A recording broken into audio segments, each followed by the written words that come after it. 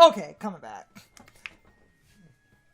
Even within that point, because I'm trying to hold points, and I often split up the individual cups and stuff. I'm just trying to have starting and stopping points. But so, even when he was loading, this is a follow-up from the thing I was talking about in the other part. I'm trying to find better stopping and starting, which can be done easier. Even loading the Mario 64 with like 4K textures and stuff, it's still blocky fucking geometry. It was just shiny. I was going to say that's another thing, and it's like I don't know if this is a weird old like madness in me, which is really weird because didn't exactly grow up with like an N64.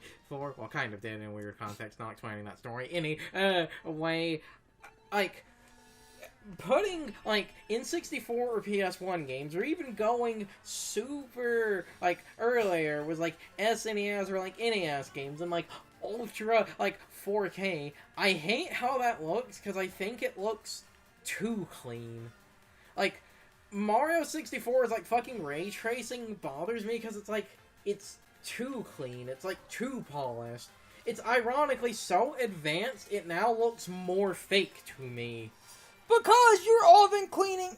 Unless you're literally rebuilding the assets, you're cleaning up things that were not designed for this. Plus, it's also another thing of, like, you get used to something like Mario 64 looking kind of chunky. So because you get used to it looking kind of chunky, your brain sees it as this weird uncanny valley thing because you're not used to it being cleaned up.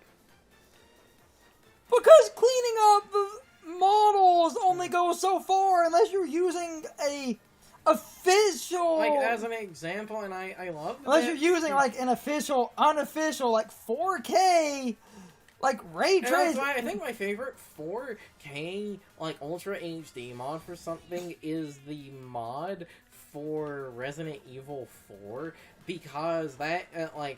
The people making that mod, they ran into, that same problem of the game's assets were only designed to go up so high. So they were blurry as shit when you blow them up. I tried.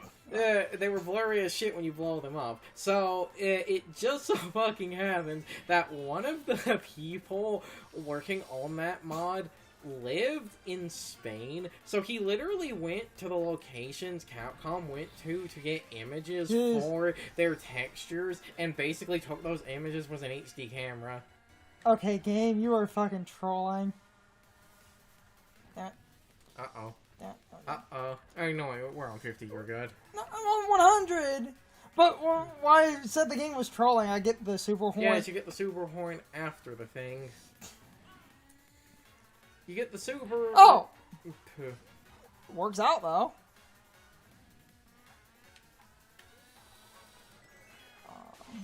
Oh, my.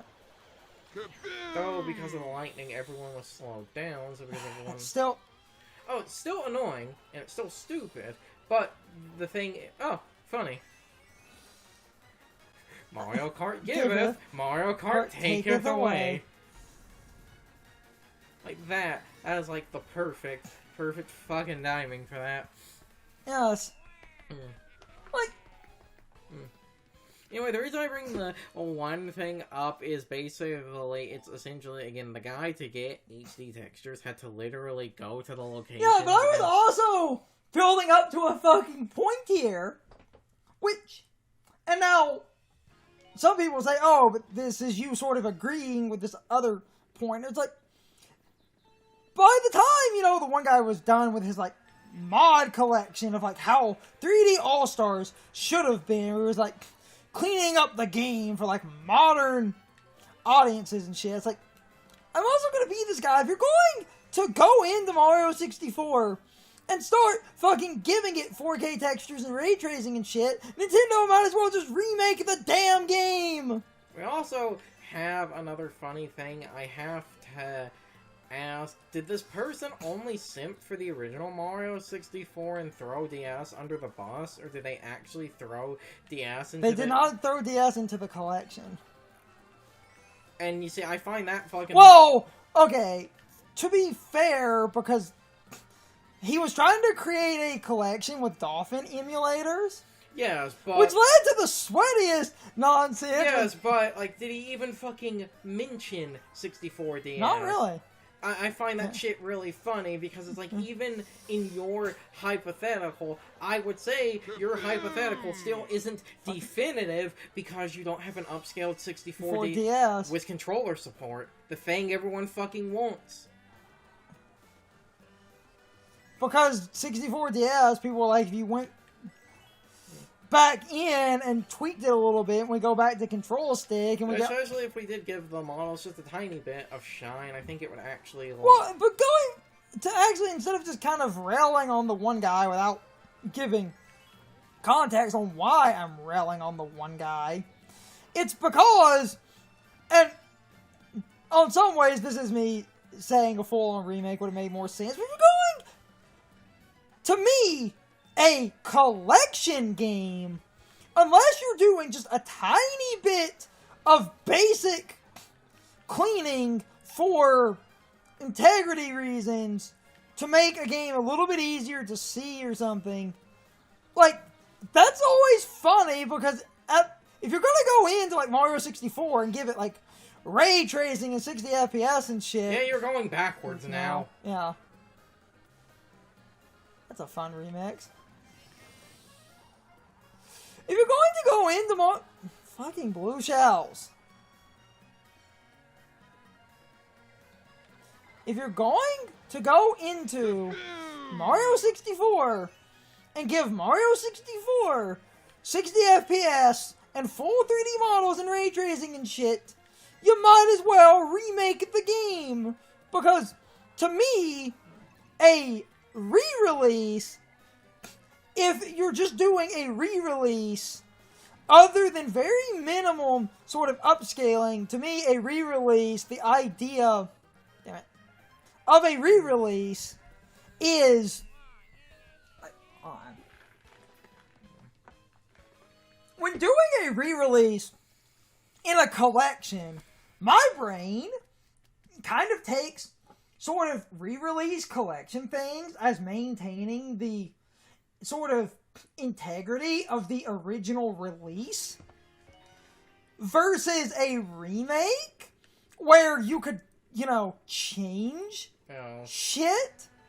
And even a remake of 64 could actually, because it's a remake, roll more shit from the DS version in and be closer to the DS version. Because, and that's my whole thing, where people now want, we're in a bizarre world where people want, like, a re-release of a game like 3D All-Stars to be, like, huge, upscaled, modern versions of these games or whatever, instead of just taking it as a collection where... damn it, of course. Because I think it, on some level, at least mostly for... the problem is this course I'm noticing everyone seems to be rather clustered together, so... Anyway, I noticed the reason for that. It seems like the reason, you know, people sort of won't like... I want to see what the down path is like. It won't like a remake or something, as, again, at least in the case of 64, people seem to want at least some of the stuff from, like, the DS version, but they want the, like, quote-unquote better controls of the original, even though that is a, like, straight-out placebo effect and confirmation and bias that you have a D-pad is bad when... Yes. When the DS version actually controls better than the original, because Mario's turning radius, I believe, isn't as steep. No, actually... Or was they tied in his turning radius? I don't remember which. No. Okay, I watched a video where someone was complaining about this. No, they fucked up his turning radius. But the thing is... on that fucking blue shell. You have a... Ah! That happened. You have a decent lead, but you got struck by lightning. But the lightning saved me from the... No, okay. So I defend DS.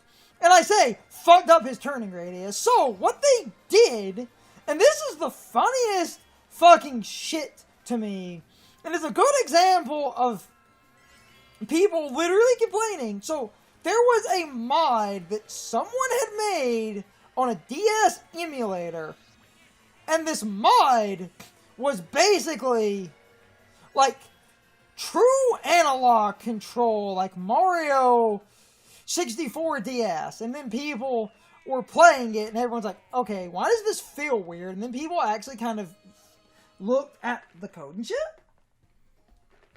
and they figured out, oh, lo and behold, so the DS version, because they knew a D-pad was kind of ass in a 3D space, Mario's physics are more grounded, where his turning radius is specifically designed around how a D-pad works, and they messed with his physics and movement and shit. But certain purists complain when they play the DS version that the movement is worse because, and I'm sorry, what you're calling, like, what you're calling worse movement is actually better because it is less jink. Because the movement is jink in the original, letting you do speedrunning exploits. No, which builds to what everyone was complaining about, which makes the... Also, this is the best Rainbow Road fucking fight, me. Which leads to what everyone was complaining about, which makes the DS version, like, oh, unplayable. People, in the video, it was a video, like, I'm just going down all the sort of angry tangents, just making fun of, like, videos, because I find the opinions to be ridiculous, where the guy was, like, talking about the DS version, someone's like, oh, this is so rough, and they're like, I finally figured it out. Mario 64 on the N64, you can chain movements. Look, I can long jump into a, like, belly slide, into, like, a dash. And on the DS version, I can't do any of that. But there's no chaining.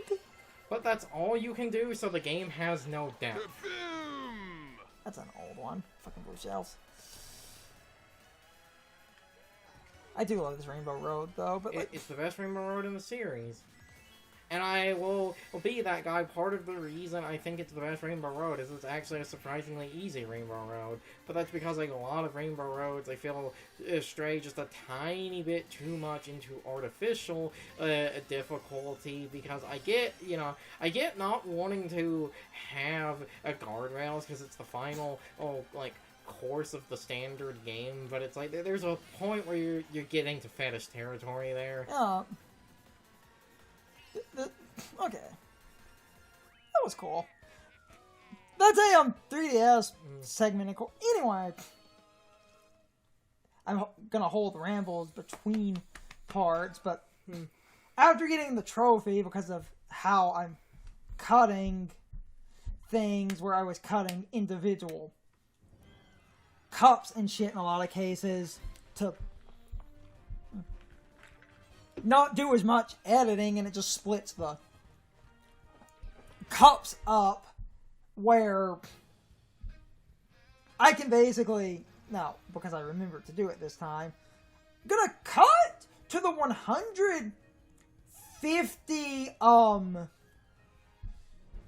cc trophy footage, and if I remember to do it in the 150cc, I'm probably going to do individual, a couple of individual outros, so see you all in a second. As far as starting and stopping goes, I don't trust myself.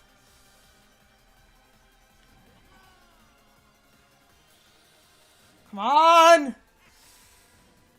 First fucking try, baby! Hell yeah!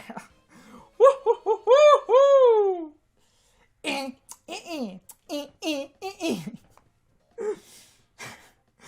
Ah! Woo-hoo!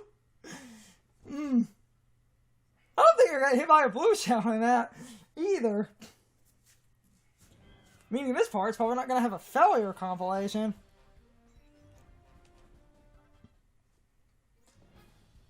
just in case, because I kind of blocked some of that from my immediate memory. If there is what I jokingly call the loser's bracket, which is just a compilation of failed attempts and bonus count for basically getting nuked out of orbit by blue shells, then that's coming up in a second. If not, then we're just going to cut to the end slate. So I hope you all enjoyed the video, and I hope I will see you all next time. So as always, good morning, good afternoon, good evening, or good night, everybody. I hope you come back someday. See you later. Kaboom! Kaboom!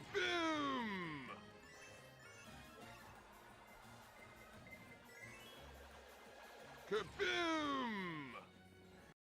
It's time for the question of the day and my overall thoughts on the topic. So anyway, what did you all think of the Moon Cup?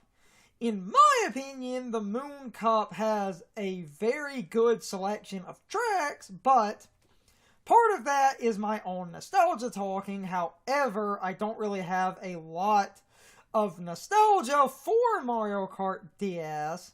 Similar to Mario Kart Super Circuit, a lot of my nostalgia for DS comes from other Mario Kart games using DS tracks in their retro cups.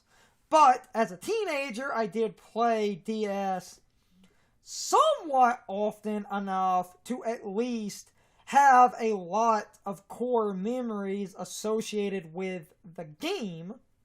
And this was always a super iconic track from the DS version, and the way that they remixed it is incredibly cool because making you drive backwards changes up the track just enough to make it stand out from how the track normally functions. And I think the driving backwards thing was a cool change, and I really like how as the DLC has gone on, that the tracks that are being featured are starting to get remixed a lot more, meaning they are not the lazy rehashes that everyone jumped the gun and assumed all the tracks would be.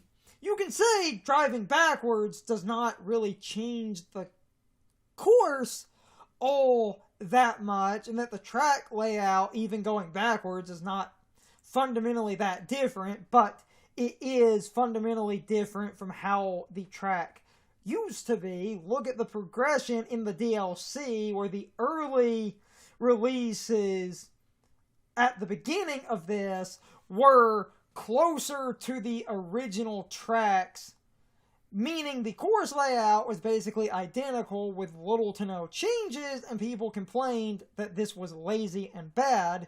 But now we're in a scenario where they're starting to change up the layouts a lot more by throwing in extra gliding ramps, some anti-gravity.